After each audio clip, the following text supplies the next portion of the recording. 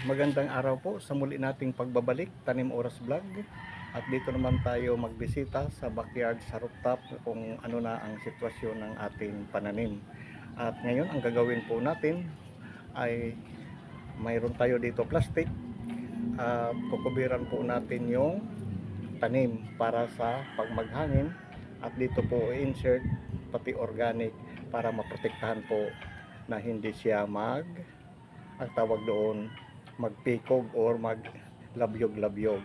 Kaya ang gagawin po natin at lalagyan po natin ng bakod or parapet. At let's go. At magandang araw po sa atin naman muli pagbabalik, Tanim Oras Vlog. At ito ngayon ay medyo maulan. At maganda sa tanim ito kung hindi masyado malakas, pero pag heavy rin na rin or malakas ay naapektuhan din yung mga maliliit pang tinanim ng mga planting. At lalo na dito sa flooring, dalawa dito ang pagkukubiran, yung malakas ang ulan at saka yung mainit na araw. At ayan, medyo hindi pa masyado malakas. At mamaya kukubiran ko po yun ng dahon ng saging dahil maaanod yung doon, fertilizer. Ayan siya.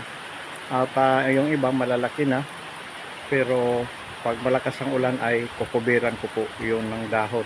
Ayan. Ganun lang po mag-alaga sa tanim, sa planting, kung gusto maganda at araw-araw talaga na bibisitahin. Ayan.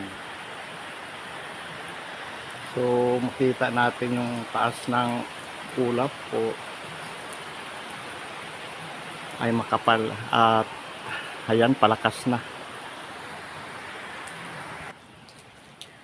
At nagkalma yung ulan at mamaya-maya ko ng kabiran yun.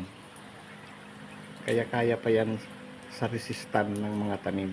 At malalaki naman ng isang buwan na po yun. Ayan. Mayroon dito mga plastic at mga itong nakating at kakatingin uli natin at ilalagay natin sa puno, isang bakod para malagyan po ng organic. At yung puno po ay mataas at flat lang yung pagtataniman, kailangan po itong ibakod para diyan natin ilalagay yung organic. Dito may nahalo ako ng trichoderma para sa soil.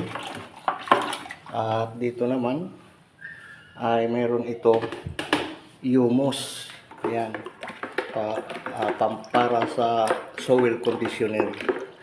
At ina-apply po ito sa tanim. Ayan.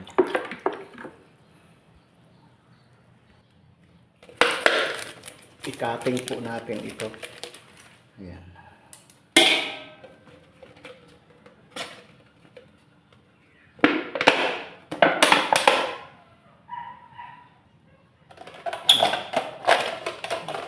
Para tumibay yung puno dito ng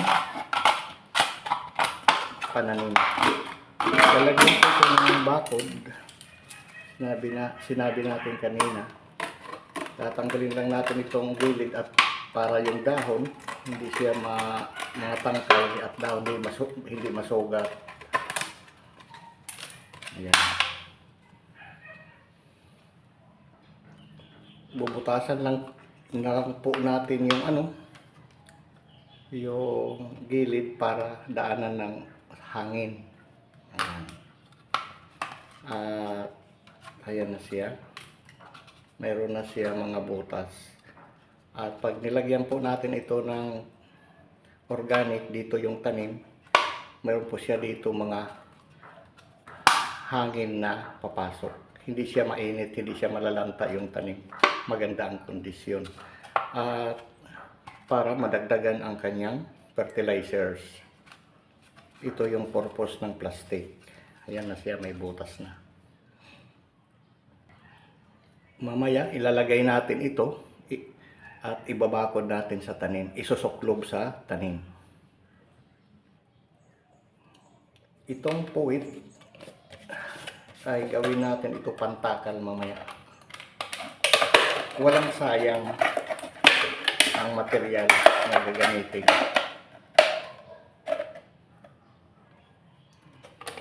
Ayan po, naputol na natin yung puwitan at wag lang ito itapon, magagamit pa po natin ito at pansandok.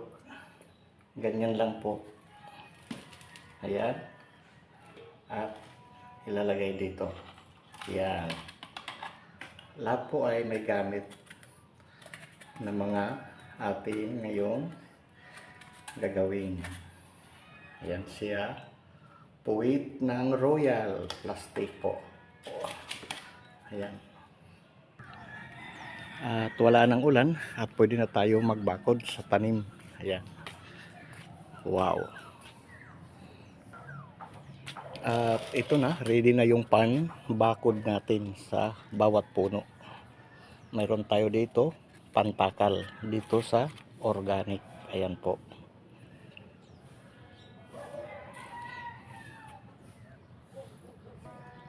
At ngayon, ito ang babakuran natin dahil nga matataas na po yung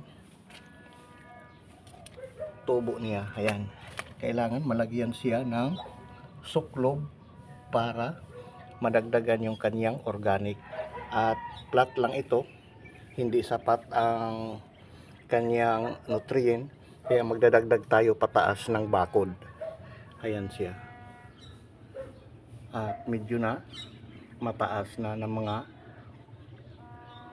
7 or pataas na ang kanyang height or paggrow o pagtubo. Ang gagawin lang po natin at isusuklob yung bottles sa tanim at ibabakod. Ganito lang po. Ayan.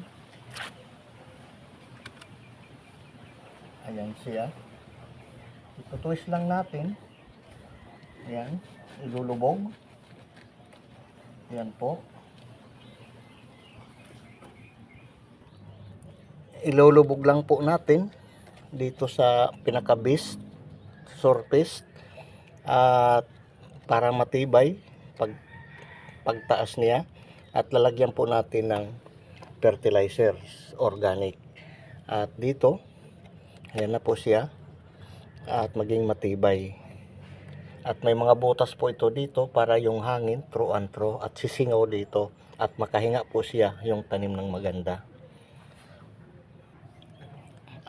At nagamit na natin yung pinutol na puwitan ng Royal pantakal po. Ayan. Ayan siya.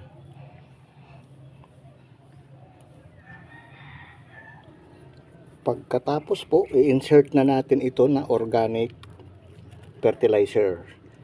Compost po ito ng ipanang palay at saka itong kokopit. Pandagdag po para maganda ang kanyang resistant. Ito twist lang po natin, ganyan. Bubuhusan natin. Ayan. Yan na siya. Ayan na po. At hindi natin i-pull siya para pataas ng pataas, padagdag po ang organic. At siyempre i-sprayhan natin. Ayan. At ang purpose po nito, para protektahan din sa paghangin, hindi siya matumba yung puno kasi matangkad na siya. Ayan. Katulad ay ito, pag maghangin at kailangan ng bakod, ayun pa rin. At ngayon nag-uulan na po, naglalagiri na. Ayan. At ayan lang po yung pagtanim ng natin at pagbakod habang patubo siya at maging matibay ang kanyang puno. O protection sa hangin, protection pa sa pag-ulan na hindi siya mag-erosion. Ayan na po siya. At ging-cutting natin yung dahon, bawasan po natin para sa bakod. Ayan. At ano na po ito siya ay para maganda tumubo. Ayan po. At lalagyan natin siya ng parapit o bakod. At ayan, na-insert na po natin at lalagyan na po natin dito ng additional fertilizer organic. Habang siya papataas, hindi mo muna natin ipupul yung paglagay. Pataas ng pataas, padagdag po yung organic po dito. Kasi matangkad po ito na cauliflowers. Ayan, ganyan siya kataas. At hanggang dito, ang puno niya hanggang sa pag magbunga siya or mag-produce siya ng flowers. Kaya ito yung purpose niya. Ayan. Dagdag organic. Kung dito lang i-label natin sa ganito dahil flooring ay hindi ang pagtubo niya ay matangkad, wala siyang suporta dito sa kanyang puno. Kaya nilagyan natin dito ng parapit or bakod. At lumakas na po yung ulan at kailangan po makaberan yung sa taas at yung mga organic ma-down. Ayan po, at kukubiran natin yung tanim dahil sa lakas ng ulan at para yung organic ay nilagar fertilizer ay magiging hindi siya ma-wash out. Ayan, let's go.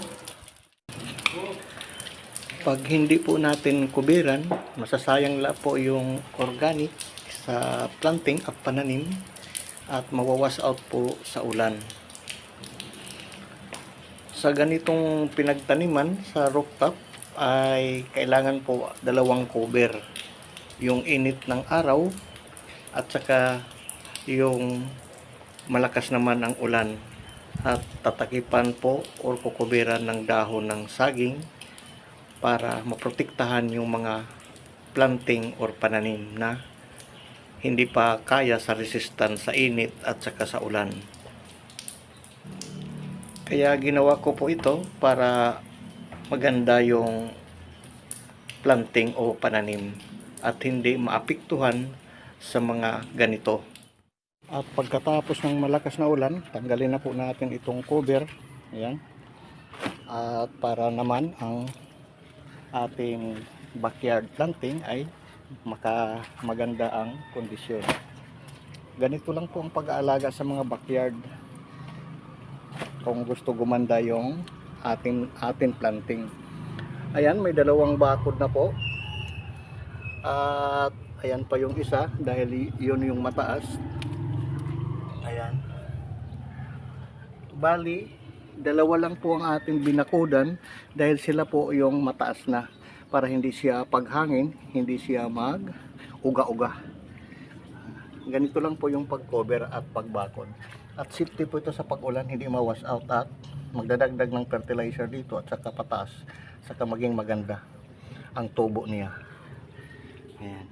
Doon sa kabila, naglagay tayo ng bakod at dito naman, mayroon mataas na. Ayan. At kailangan na rin bakudan. Ayan siya. At babakuran po natin ng ganito. Sa pag-insert natin ng organic at kailangan po dahan-dahan lang. Ayan. Ibubuhos natin. Itutuwis kaunti. Ayan po. Para siya hindi masaktan yung tanim. Okay. At ito na po, na-complete na natin yung bakod niya. At hindi na po siya delikado sa paghangin. At hindi na po siya katulad nito na ano na siya, na 90 degrees na siya o 45 degrees na ito pag ganyan na siya yung puno. Ganito mangyayari pag hindi lagyan ganito. Kasi ang lupa natin ay level lang po. Bali mataas na siya. Pag matangkad na, at ito na ang magpoproteksyon sa kanya. Didiretso na hanggang sa pag-produce niya ng bulaklak. So ganito lang po mga katanim. At kailangan po sa ating planting kung medyo ma-healthy, ganito lang po ang ideya or techniques. Ayan. At hindi po siya dito ma-sharpnel or masugat. Sharp itong gilid ay yung mga dahon niya. Pag mataas na siya, hindi na siya dito tatama. Ito yung pwede dito ma-epektuhan ng kanyang mga tangkay or dahon. Ayan. At nilagyan natin para malayo-layo siya yan. Mga 1 inch. At diretso na po sa pagtubo. Natapos na po tayo magbakod at nilagyan natin ng protection yung puno para hindi siya maglabyog-labyog at madagdagan yung kanyang organic. At sa susunod naman muli na ating pagbabalik, maraming salamat po sa inyong panunood. Shout out po sa lahat ng mga nag-subscribe sa Tanim Oras Vlog. At sa mga manonood, sana nasa mabuti kayong kalagayan. At saludo po ako sa inyo mga kababayan sa inyong suporta. At maraming po salamat sa panonood ng channel sa ating pagtatanim na iba-iba dito sa backyard or sa rooftop or saan man sa container na atin nakikita sa ating pagtatanim. Bye bye and God bless po sa lahat.